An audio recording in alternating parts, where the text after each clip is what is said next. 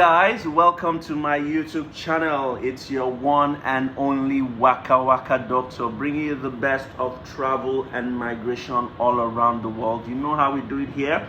We share information with respect to moving abroad, whether it's through job opportunities, your career, academics, permanent residency and whatnot. If you're watching me for the first time, please subscribe, give my video a thumbs up, and make sure you share this video as well for anyone who might need it. If you've always watched me and you love what I do, I want to say thank you very much for the support.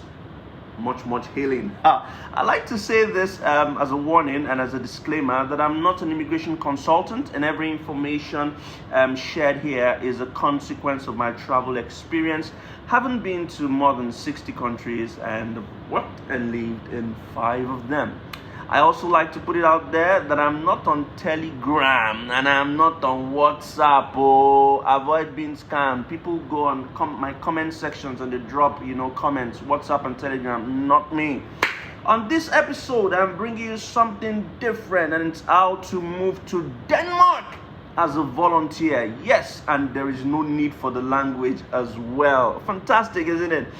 If you like to immigrate to Denmark, this is good news for you, as you can get a free visa to go in as a volunteer. There is no charge for the visa, and it takes 3 months. 3 months to process. So the question is, WKa&x doctor, how do we go about it? What do we do? How do we do it? All right, just listen. Denmark, it's a beautiful country. Okay, it's one of the Scandinavian countries, just like Norway, Finland, Iceland, Sweden.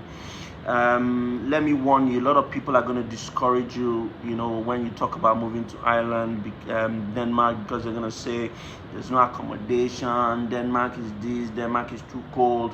But it's a good step if you get this, if it's a good step. All right, Denmark allows people to move via education, work permit, marriage, and volunteering. It's also in the EU and it's in the Schengen zone, so it means that if you have this visa, you have access to more than 20 different countries that you can travel to, freely, because of the Schengen agreement. There's a lot of benefits, although everywhere that we talk about has their own pros and cons. There's a lot of benefit for moving to Denmark as a first choice. For instance, the healthcare is amazing. The healthcare system is amazing. Public transport is fantastic. Taxes are high, but they use it to pay for social amenities and everything else that you enjoy and benefit as a resident. The issue that they might complain about is that Denmark has a lot of accommodation issues, but that's central. It's happening everywhere in the world now. Even where you are staying, watching me at the moment, there are accommodation issues, so that should not really be a problem. Denmark, the Nordic region, or the Scandinavian people are known to be the happiest people in the world. So Denmark is also considered that. Standard of living is high. There's access to amenities. So why not? Why can't Denmark be a first choice? And remember what I always say. If you always watch me all the time, you know that I always say you don't have to go to the big leagues. You can start small. If Canada is your goal, you can start from Denmark and move to Canada. If the United States is your goal, you can start from Denmark and move to the United States. So it's an opportunity to just move abroad, re-strategize while things are better for you. You're living in a much better condition. Things are working better. You have access to better standard of living. Quality of life is better. Then you can now make the plan. That's the whole essence of this thing. So Denmark is not a bad choice as well. Okay, I'm gonna put in the necessary links that you need during this whole process in the description box of the video, so you can always check the description box of this video to know what is required. Now let's do this. Number 1, you have to be between 18 and 30 years old. Number 2, the work you do must not be paid work. Okay, you must satisfy the Danish embassy that you have a statement of account of about more than $900 for every month that you intend to be there. Okay, but you can usually bypass this if the organization that's giving you the job provides everything and they say they are going to sponsor you. Okay, You also need to work. The work that you need to do has to be helping the marginalized, helping young children, helping displaced people that are in the Danish society. So it means that this work cannot be salaried work. You cannot be doing cleaning jobs, for instance, or catering jobs, although you are employed by a social and humanitarian organization. All right.